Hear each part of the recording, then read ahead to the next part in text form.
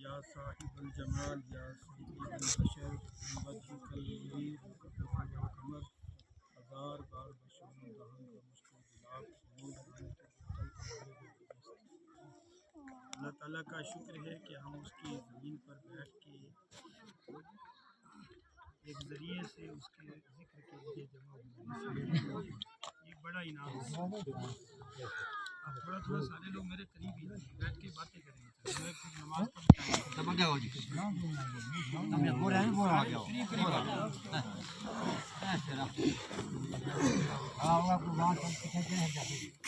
درود پاک پڑھیں، اللہم صلی علی سیدنا محمد وعلی آل سیدنا محمد واصحاب سیدنا محمد وبارک وسلم صلاۃ و سلام علیک یا رسول اللہ صلی اللہ علیہ وسلم۔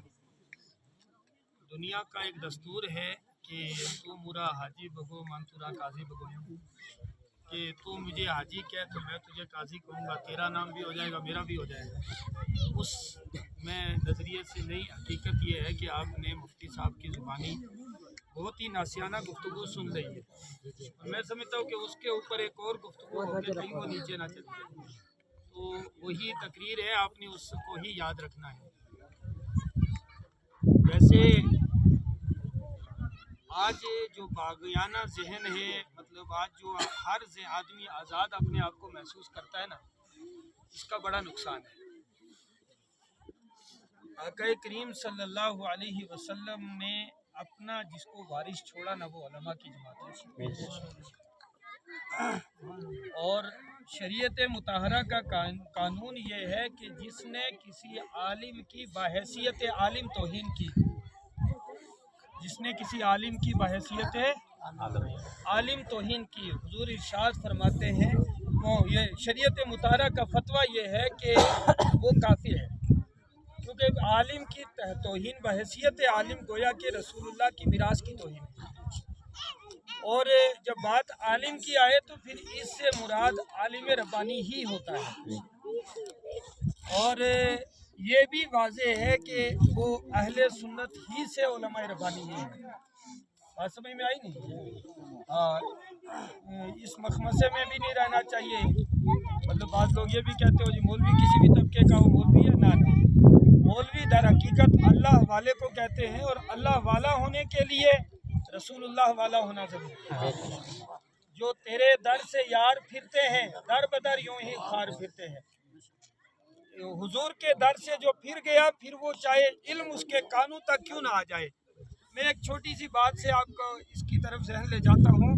سرکار شیخ سید عبدالقادر جیلانی رضی اللہ تعالیٰ عنہ ارشاد فرماتے ہیں کہ میرے بچپن کا زمانہ تھا جب ہم بغداد میں پڑھتے تھے، تو بغداد کی تعلیم کے دوران فرماتے ہیں میرے دو ساتھی تھے۔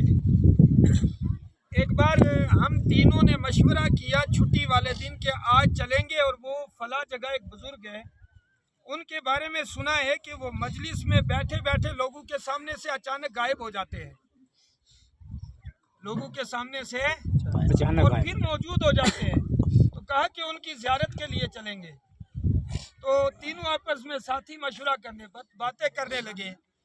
ان میں سے ایک نے کہا کہ آج میں اس شیخ سے ایک ایسا سوال کروں گا جس کا وہ جواب نہیں دے سکے گا، میں ایک ایسا سوال کروں گا جس کا جواب نہیں دے سکے۔ دوسرے نے کہا کہ میں شیخ سے چند سوالات کروں گا، دیکھوں گا ان کا علمی لیول کیا ہے۔ سرکار غوث پاک نے فرمایا میں تو اس لیے جا رہا ہوں کہ ان کے جو ہے بارگاہ سے فیض حاصل کروں، ان کی زیارت کروں، وہ اللہ کے ولی ہیں، تو اس سے مجھے فیض حاصل ہو۔ یہ تینوں پہنچے تو فرماتے ہیں سرکار غوث پاک کہ ہم جا کے بیٹھے تو وہ بزرگ اچانک غائب ہو گئے، اور تھوڑی دیر گزری تو پھر حاضر موجود۔ اب سرکار غوث پاک فرماتے ہیں ہم ادب سے بیٹھے ہوئے تھے، تو ان میرے ساتھیوں میں سے ایک سے فرمایا کہ تو مجھ سے ایسا سوال کرنا چاہتا ہے جس کا مجھے جواب نہ ہے۔ سبحان اللہ۔ सुन तेरा सवाल ये है और उसका जवाब ये है। नारा तकबीर, नारा रिसालत, अज़ान गौसे पाक जिंदाबाद।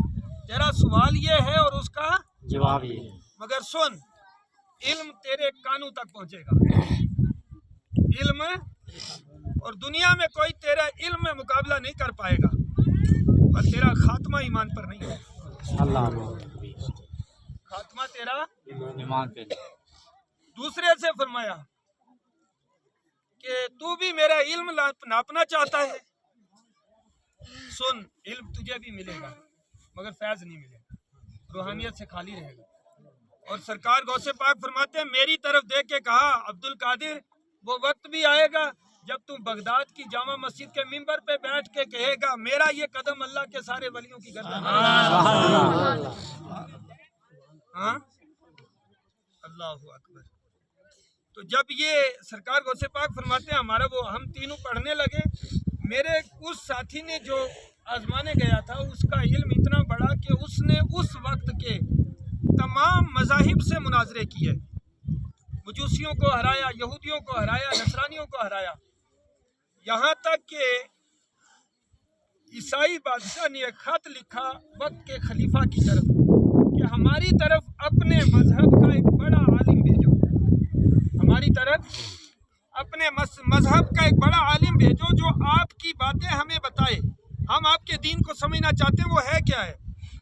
तो बादशाह की नजर इंतखाब उसी पर पड़ी, उस शख्स को भेज दिया, वो वहाँ पहुँचा और पहुँचने के बाद उसने वहाँ तमाम ईसाई बड़े बड़े पादरी जमा थे, सबसे मुनाजरा किया, सबको शिकस्त दे दी।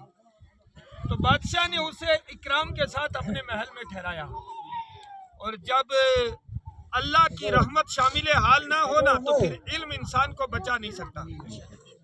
अचानक उसी महल में, बादशाह के महल में, उसी बादशाह की एक शहजादी वो गुजरती है और एक नजर पड़ते ही ये उस पर आशिक हो जाता है, इसका दिल उसकी तरफ माइल हो गया। तो बादशाह से कहने लगा, बादशाह ने कहा इनाम क्या चाहिए, तो कहा अपनी बेटी से निकाह कर दे। तो उसने कहा एक शर्त है। कहा शर्त क्या है? कहा तुझे ईसाई बनना पड़ेगा। अब उसने इस्लाम छोड़ा और ईसाइयत कबूल कर ली। जब इस्लाम छोड़ के ईसाइयत कबूल की तो फिर होता यह है कि अल्लाह का अज़ाब ऐसा आया कि उसके जिस्म पर फोड़े निकल गए और उनमें पीप पड़ गई। बादशाह ने उठवा के उसको एक चौराहे पर फेंकवा दिया। और सरकार गौसे पाक फरमाते हैं कि हमने देखा 80 साल की उम्र में भी वो वहाँ बैठा हुआ लोगों की, नौजवान बच्चियों को छेड़ा करता था। अल्लाह अल्लाह। जो तेरे दर से यार फिरते हैं, दर बदर यूं ही खार फिरते हैं। मेरा कहने का मतलब ये है कि ये वाक़या बयान करने का मकसद ये है कि उलमा जो है ना, मतलब आप में से किसी से भी हम पूछें आज कि भाई आप क्या है, तमन्ना क्या है, और लोग करते भी हैं, आरजू करनी भी चाहिए, आरजू करने में हरज नहीं है। यकीनन आरजू का अज्र मिलेगा, मगर सिद्क़े नियत के साथ हो तब। मतलब बहुत सारे लोग कहते हैं कि यार काश हम हुजूर के ज़माने में होते। मेरे भाई बड़ा इनाम है, आप यकीन जाने, सिर्फ एक नज़र रसूलुल्लाह की ज़ियारत कर लेना ना, सबसे ऊंचा मकाम गौसियत भी उस तक नहीं पहुंच सकता। आई समझ में? सहाबी होना इतना बड़ा इनाम है, ईमान की हालत में हुजूर की ज़ियारत करना इतना बड़ा इनाम है, मगर वो सहाबा ही का मकाम था। जानते हो उन्होंने किस वक्त ईमान कबूल किया? अल्लाह अकबर। जिस वक्त अबू जहल और अबू लहब अपने घर के कूड़ा करकट का झाड़ू दिला के अपने रबी और शैबा जब अपने गुलामों से कहते हैं कि घर का गंद और सारे जो है कूड़ा करकट उठा के मोहम्मद के सहन में फेंक दो।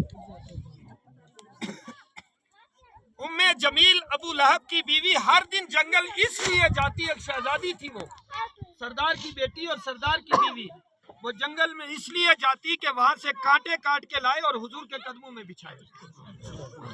मेरे नबी सल्लल्लाहु अलैहि वसल्लम ऐलाने नबूवत के 10वें साल जब सरकार ताइफ में गए दीन इस्लाम की खिदमत के लिए, दीन इस्लाम की तबलीग के लिए ताइफ में, ताइफ के 3 सरदार थे, हबीब, अब्द यालैल और मसूद। जब रसूलुल्लाह उनके पास गए तो उनमें से एक ने क्या कहा, कहने लगा है मोहम्मद खुदा को नबी बनाने के लिए तू ही मिला। ये हुजूर का जुमला था। मैंने और आपने तो सिर्फ सरकार के नाम पे हलवा खाया है। आका की जिंदगी सरकार हजरत आयशा से फरमाते हजरत नूह अलैहिस्सलाम ने 950 साल तबलीग फरमाई, 90 आदमी मुसलमान हुए। हर दिन ऐसा होता कि आप तबलीग करने के लिए जाते और मैदान में खड़े होते, आप पर कौम इतने पत्थर बरसाती के पत्थरों में दब जाते थे। रात को हजरत जिब्रील आके पत्थर हटाते और एक सफेद कपड़े में लपेट के आपको घर छोड़ देते। अल्लाह के फजल से फिर दूसरे दिन ठीक होते, फिर तबलीग के लिए आते। इतनी मुशक्कतें। और हुजूर ने इरशाद फरमाया आयशा जितनी तेरी कौम ने मुझे इज्जत दी ना अल्लाह के दीन के लिए, इतनी किसी और को नहीं। तो उनमें से एक ने कहा कि मोहम्मद रब को नबी बनाने के लिए नहीं मिला, जिसके पास सवार होने के लिए सवारी तक नहीं है। तो उनकी नज़र में दुनिया, मालदारी, दुनिया की आसाइश यही मियार था सरदारी का, हुक्मरानी का। दूसरा कहने लगा कि मोहम्मद मैं तुमसे बातें नहीं करना चाहता, अगर तू सच्चा है तो तेरे साथ बहस करना खतरे से खाली नहीं, और अगर तू झूठा है तो मैं किसी झूठे से बात नहीं करता। देख रहे जुमले कितने साथ। हाँ, और तीसरा जिसके पास आप गए उसने अपना दरवाज़ा बंद कर दिया और कहा कि मोहम्मद क्या कुरैश मर गए सारे जो तू ही नबी बना, कोई और सरदार नहीं बचा। इस तरह के जुमले। जब हुजूर ने सोचा कि ये लोग तो नहीं सुन रहे हैं, आपने लोगों को जमा किया, बुलाया अपनी बात रखने के लिए। तो इन्होंने ओबाश नौजवानों को लगा दिया जिन्होंने पत्थर इकट्ठे कर लिए और सरकार पर पत्थरों की बारिश करने लगे। इस शिद्दत के साथ कि हुजूर जब पैर आगे रखते तो पत्थरों की बारिश हो जाती, सरकार दूसरा पैर आगे बढ़ाते उस पर पत्थर मारते, क्योंकि ऊपर तो असर में नहीं मारना चाहते थे, उन्हें पता कुरैश का इंतकाम सख्त होगा। तो हुजूर को ईज़ा देने के लिए, और इतना कि सरकार कई बार दर्द की शिद्दत से बैठ गए, तो दो जालिम आगे बढ़ के हुजूर को बाजू से पकड़ के उठा के आगे धकेल। ये सिर्फ मेरे और आपके लिए हुजूर ने तकलीफ उठाई है। अल्लाहु अकबर।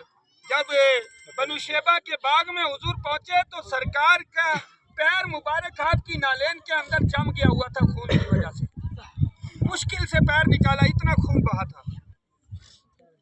उस वक्त अल्लाह ताला के जो फरिश्ते रब की बारगाह में अर्ज गुजार हुए, परवरदिगार तेरा हबीब तेरी जमीन पर और ये जालिम उसके साथ ये सलूक करें। तो अल्लाह अर्ज की मौला इजाजत दे कि हम इस कौम को निस्तो नाबूद कर दें।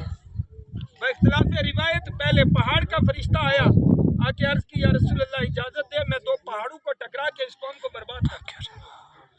उन्होंने फरमाया ठहरो। हवा का फरिश्ता आया, अर्ज की या रसूलल्लाह इजाजत दीजिए इतनी तेज आंधी लाऊं कि इनके घर और ये खुद उड़ जाए। उन्होंने फरमाया ठहर जाओ। बादलों का फरिश्ता आया, अर्ज की या रसूलल्लाह इजाजत दीजिए इतने पानी बरसा दूं कि ये हलाक हो जाए। अल्लाह के रसूल ने उन्हें भी रोक लिया कि सरकार ने फरमाया अब तुम सुनो, मैं दुआ कर रहा हूँ तुम आमीन करो। सरकार ने दुआ क्या की, सुभान अल्लाह। हुजूर ने दुआ की या अल्लाह इस कौम ने मुझे पहचाना नहीं है तो इनको हिदायत अता फरमा। उनके लिए दुआए रहमत की। हजरत ज़ैद बिन हारिसा ने अर्ज की या रसूल अल्लाह इस कदर शिद्दत और फिर आप ये दुआ फरमा रहे। उन्होंने फरमाया ये ना ईमान लाए तो इनकी अगली नस्ल तो लाए, इनकी अगली नस्ल लाएगी। तो मैं अर्ज ये कर रहा था कि उस शदीद दौर में जबकि हजरत उस्मान गनी को चिटाई में बांध के उल्टा लटका के नीचे जो है मिर्चें जला दी जाती, आपका मामू आपको धुआं देता मिर्चों का। हजरत अबू बकर सिद्दीक एक बार मस्जिद हरम में खड़े हो गए तकरीर करने, इस उम्मत का पहला खतीब है अबू बकर, हुजूर का पैगाम पहुंचाने के लिए खड़े हो गए।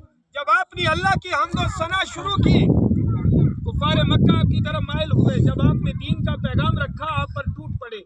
इतना मारा कि हजरत अबू बकर का नाक नहीं नजर आता था, वो इतना सूज गया था कि नाक उसमें नजर, बेहोश हो गए। बनु तमीम के लोग आए, उन्होंने आके उन लोगों को धकेला, बीच में से निकाल के घर ले गए, बेहोश पड़े।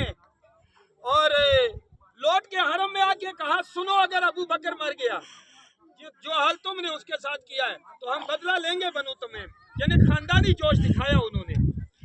حضرت ابو بکر گھر میں ہیں. بہت دیر کے بعد ہوش آیا